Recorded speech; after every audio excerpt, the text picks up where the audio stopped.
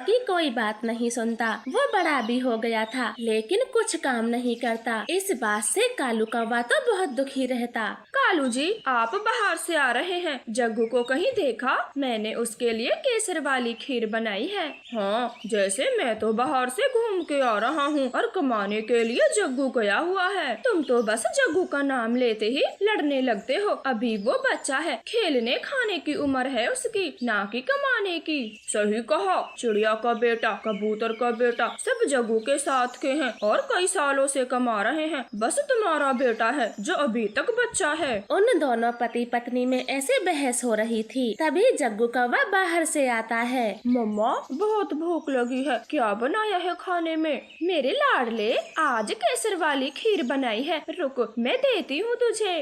फिर गौरी कौवी कटोरी में खीर लाकर जग्गू को खिला देती है। पापा कौवे को तो बहुत गुस्सा आ रहा था। मैं भी देख लूंगा, जब मेरी नौकरी हट जाएगी तो कहाँ से खिलाओगी इसे केसर वाली खीर? तुमने ही तो इसे बिगाड़ रखा है। ऐसे कौवों के दिन गुजर रहे थे। फिर एक दिन चिड़िया मिठाई लेकर कौवों के घर दस्तक देती है। चिड़िया, किस बात की मिठाई बांट रही हो? गौरी, मेरे कुक्कू बेटे का रिश्ता तय हो गया। कई महीनों से उसके रिश्ते आ रहे थे, तो मैं भी देरी क्यों करूं? मैंने शादी तय कर दी कुक्कू की। अब तो चिड़िया तुम्हारे ठाट बाट होंगे। घोंसले में पड़ी पड़ी बहू पे हुक्म चलाना, कोई काम ना करना। नहीं गौरी, ऐसा कुछ भी नहीं होगा। मेरी बहू बैंक में नौकरी करती है तो घर का काम मुझे ही करना होगा। और वैसे भी इसमें बुराई भी क्या है, बल्कि मैं तो बहुत खुश हूँ। मेरे बच्चे दोनों कमाएंगे। ऐसे बोलकर चिड़िया वहाँ से चली जाती है। गौरी कौवी का तो मुँह बन जाता है और शाम को कालू कौवा घर आता है।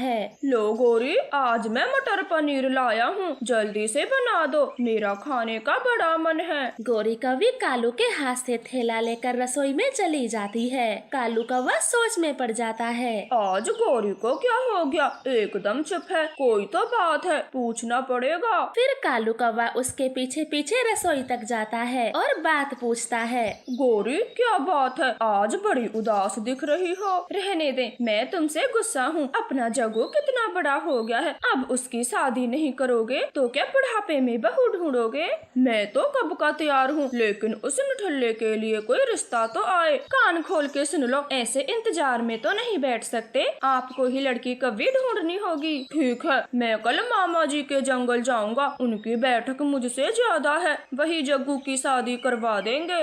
हमारा इकलौता बेटा है, मैं भी साथ चलूंगी। फिर दूसरे दिन वो दोनों पति पत्नी मामा जी के जंगल चले जाते हैं और जग्गू के रिश्ते की बात करते हैं। हाँ भांजे, 2-3 कौवी है मेरी नजर में, कहो तो आज ही दिखा दूं। हाँ हाँ मामा जी, दिखा दें, हमें लड़की कभी पसंद आएगी तो आज ही शादी तय कर देंगे। फिर मामा जी कौवों को लड़की पक्षी दिखाने ले जाता है। गौरी उनसे सवाल जवाब करती है। आप कितनी पढ़ी लिखी हो? 5वीं, मैं 5वीं कक्षा तक पढ़ी हूँ। पिताजी के देहांत के बाद मुझे पढ़ाई छोड़नी पड़ी। कालू भांजे, बहुत सुशील है ये बच्ची, मैं तो सालों से देखता आ रहा हूँ, घर के सारे काम जानती है और देखो सुंदर भी है। हाँ मामा जी, हमें ये कौवे पसंद है। अजी सुनते हो, जब आपको सब अकेले अकेले ही करना था तो मुझे क्यों लेकर आए? और मामा जी, एक बार हम जग्गू बेटे को भी दिखाएंगे कौवी को, तभी कोई बात करेंगे। ऐसे गौरी कौवी दोनों को वहाँ से भगा लाती है।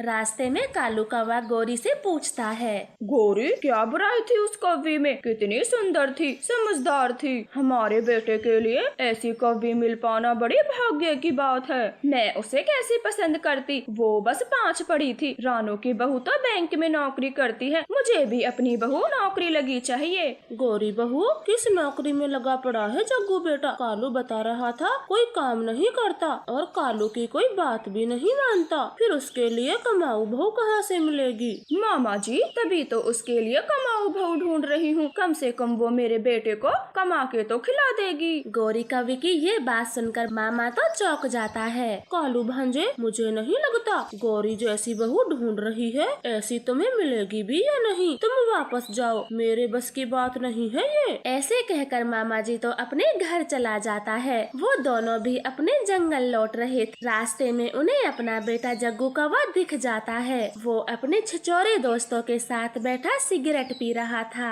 देख लो, अच्छे से देख लो अपने लाडले बेटे को कैसे हवा में धुएं छोड़ रहा है। इसे तो कोई अपनी बेटी भी ना दे। और तुम्हें नौकरी लगी बहू चाहिए। मेरे बेटे में कोई कमी नहीं है, मैं उसकी शादी करवा दूंगी, आप देख लेना। और इस उम्र में तो थोड़ी अय्यासी सब करते हैं। और रही बात सिगरेट पीने की, वो तो बच्चा बच्चा पीता है। इस तरह से गौरी कवि जग्गू के लिए कई लड़की पक्षी देखती, मगर सबको फेल कर देती। धीरे धीरे समय गुजरता गया। अब तो जग्गू कवि की उम्र भी दिखने लगी थी और कोई उसके रिश्ते की बात तक नहीं करता। भाई साहब जी, हमें दहेज में कुछ भी नहीं चाहिए, बस आप हमें अपनी बेटी दे दें। ना भाई ना, इस बुढ़े से मैं अपनी बेटी की शादी नहीं करूँगा। मैं जा रहा हूँ। वो तो मैं इसलिए आ गया, फोटो 10 साल पहले का दिखाया था। क्या कहा भाई जी? थोड़ी दाढ़ी ही तो सफेद हुई है मेरे बेटे की, अभी तो वो नौजवान कौवा है। वो पक्षी गौरी की कोई बात नहीं सुनता और वहाँ से चला जाता है। गौरी कवि तो उसका मुंह देखती रह जाती है। और देख लो,